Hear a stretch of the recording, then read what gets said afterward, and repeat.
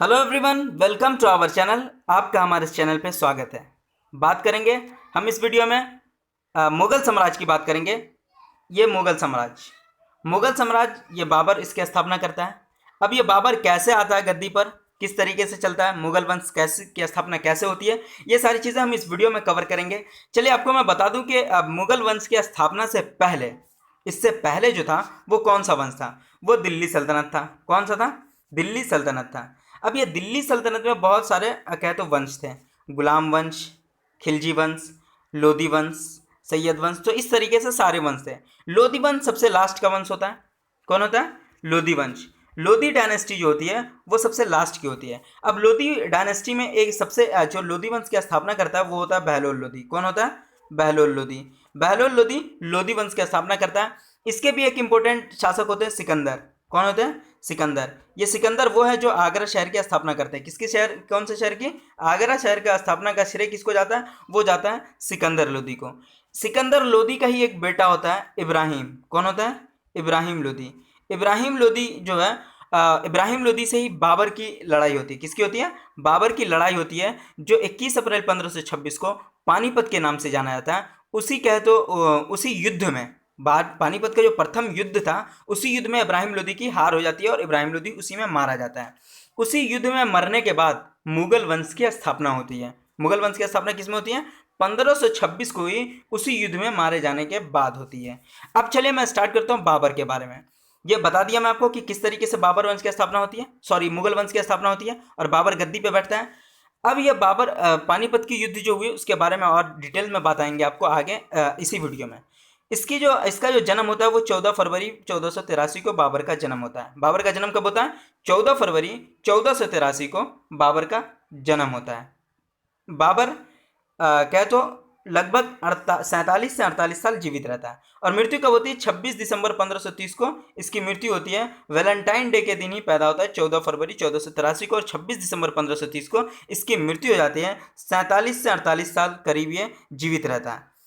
चलिए हम क्वेश्चन की तरफ आते हैं, क्या इससे जुड़े हुए तथ्य हैं। फर्स्ट क्वेश्चन है, मुगल वंश की नींव किसने रखी? मुगल वंश की नींव किसने रखी? बाबर ने रखी। किसने रखी? बाबर ने रखी। बाबर किस वंश से था? ये तुर्क वंश से था। किससे था? तुर्क वंश से था और तुर्क वंश में ही सुन्नी मुसलमान था। ये तुर्क चुगताई वंश से था। किससे था? तुर्क चुगताई वंश से था बाबर। अब बाबर क्या तो बाबर ने कौन सा, बाबर बादशाह जब बना था तो उसने कौन सा बादशाह जब बना था तो ये कौन सा पद धारण किया था? वो पदशाही धारण किया था। कौन सा? पदशाही जो धारण है वो किया था बाबर शासक बनने के फौरन बाद। उसके बाद आता है कि मुगल किसके वंश से संबंधित है? मुगल का वंश जो था वो किससे संबंधित था? वो था तुर्क के चुगताई वंश से संबंधित था। किससे संबंधित था? तुर्क के चुगताई वंश से संबंधित था मुगल। बाबर ने बादशाह की उपाधि धारण कब की? बादशाह की उपाधि 1507 में धारण की। कब की बादशाह की उपाधि धारण बाबर ने? 1507 ईस्वी में बाबर ने बादशाह की उपाधि धारण की। ठीक है, जिसे कोई भी तैमूर शासक जो भी था, तैमूर तुर्की, वो किसी ने अब तक धारण नहीं की थी बादशाह की उपाधि। बादशाह की उपाधि धारण करने वाला बाबर पहला तुर्की शासक था जो 1507 में बाबर बादशाह की उपाधि धारण की थी। फिर हम नेक्स्ट आते हैं, बाबर की आत्मकथा को किस नाम से जाना जाता है? बाबर की आत्मकथा जो है वो तुजुकिया बाबरी के नाम से जाना जाता है, बाबरनामा के नाम से जाना जाता है। बाबर ने ये अपनी आत्मकथा खुद से लिखी थी। बाबर की आत्मकथा ये बाबर खुद लिखा था। किस लैंग्वेज में लिखा था? ये बाबर ने लिखा था तुर्की लैंग्वेज में। तुर्की भाषा में लिखा गया था, टर्किश लैंग्वेज में थी ये। उसके बाद है, खानवा का युद्ध कब और किसके किसके बीच हुआ?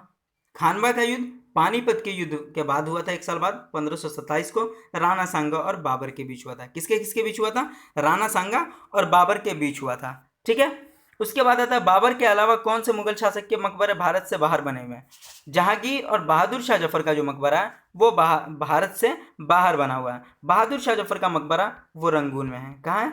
रंगून में है। और जहांगीर का भी बाहर बना है। और बाबर का जो मृत्यु हो गई थी, बाबर की मृत्यु होने के बाद इसे आगरा के आराम बाग में दफनाया गया। लेकिन इसका अपना डिज़ायर था, अपनी कह तो इच्छा थी कि नहीं, हमें कह तो जब हम मर जाएं तो हमें वहाँ काबुल में दफनाया जाए। कहाँ? काबुल जो अफगानिस्तान की राजधानी है वहाँ दफनाया जाए, तो इसे काबुल बाद में ले जाया गया। नेक्स्ट क्वेश्चन है, मुगल वंश की नींव रखने से पहले बाबर कहाँ का शासक था? बाबर कहाँ का शासक था मुगल वंश की स्थापना से पहले? ये था फरगना का शासक था। कहाँ का शासक था बाबर? बाबर फरगना का शासक था। ठीक है। बाबर भारत पर पहला आक्रमण किसके विरुद्ध किया था? वो क्या था? यूसुफजई के विरुद्ध 1519 में। कब किया था? 1519 में किया था यूसुफजई के विरुद्ध। लेकिन भारत ने कितनी बार आक्रमण किया था? 5 बार भारत पर आक्रमण बाबर ने किया था। कितनी बार किया था? 5 बार किया था।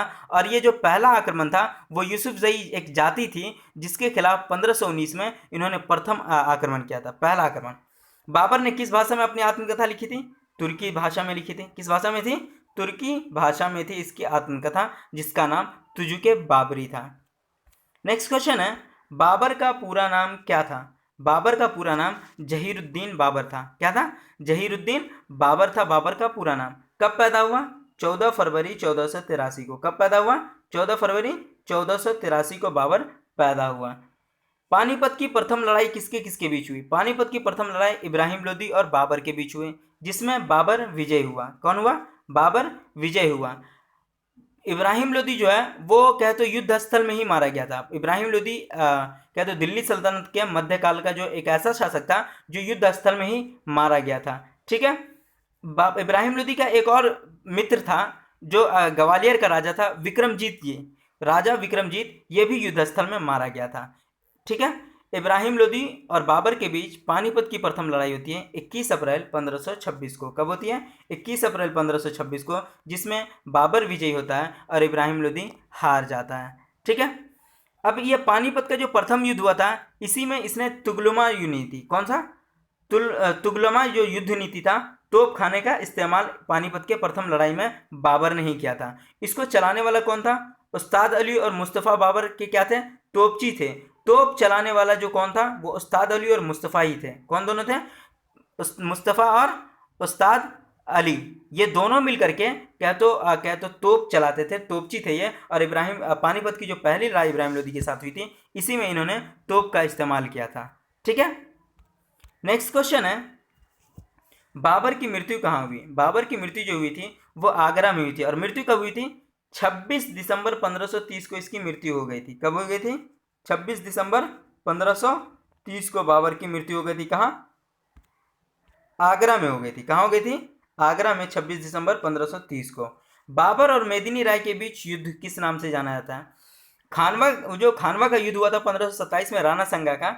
उसके बाद ही युद्ध होता है 1528 में, ठीक एक साल बाद चंदेरी का युद्ध होता है। किसका युद्ध होता है? चंदेरी का। इसमें किसके बीच होता है? मेदिनी राय और बाबर के बीच होता है, जिसमें बाबर विजयी हो जाता है। कौन विजय होता है? बाबर विजयी हो जाता है।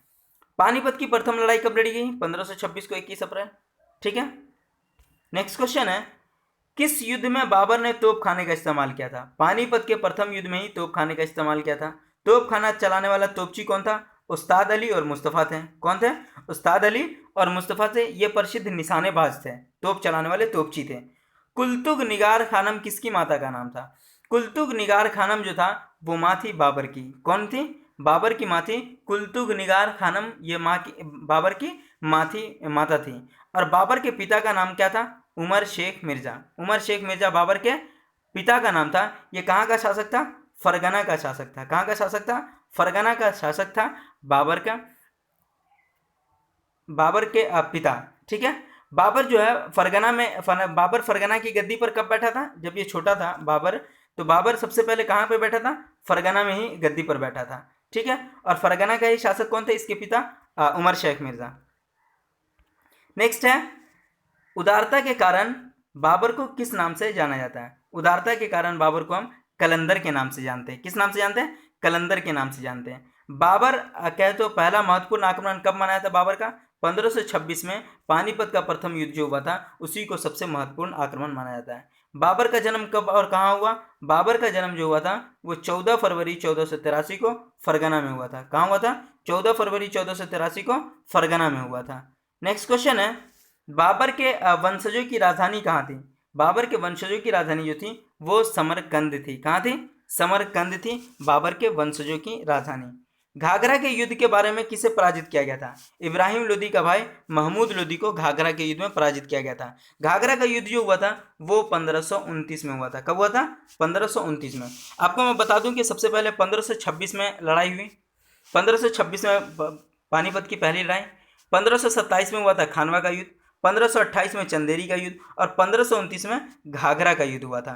तो ये 4 लड़ाई सबसे इंपॉर्टेंट है बाबर से जुड़ा हुआ, जो एक एक करके हर एक साल पे लड़ा गया। महमूद लोदी इब्राहिम लोदी का जो भाई था उसी के हुआ था। ये अफगान और बाबर के बीच हुआ था। किसके बीच हुआ था? अफगान और बाबर के बीच हुआ था। इब्राहिम लोदी को हराकर बाबर किस वंश की स्थापना रखी थी? मुगल वंश की स्थापना रखी थी। किस वंश की? मुगल वंश की स्थापना रखी थी।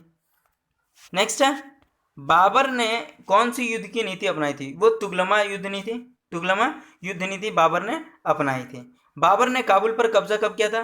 1504 में बाबर ने काबुल पर कब्जा किया था। कब किया था बाबर ने काबुल पर? कह तो 1504 में। बाबर की एक आत्मकथा अपनी है, बाबरनामा। क्या है? बाबरनामा। बाबरनामा तुर्की लैंग्वेज में, लेकिन फारसी अनुवाद किसने किया था? अब्दुल रहीम खान खाना ने। किसने किया था? अब्दुल रहीम खान खाना ने इसका फारसी में अनुवाद किया था। ठीक है।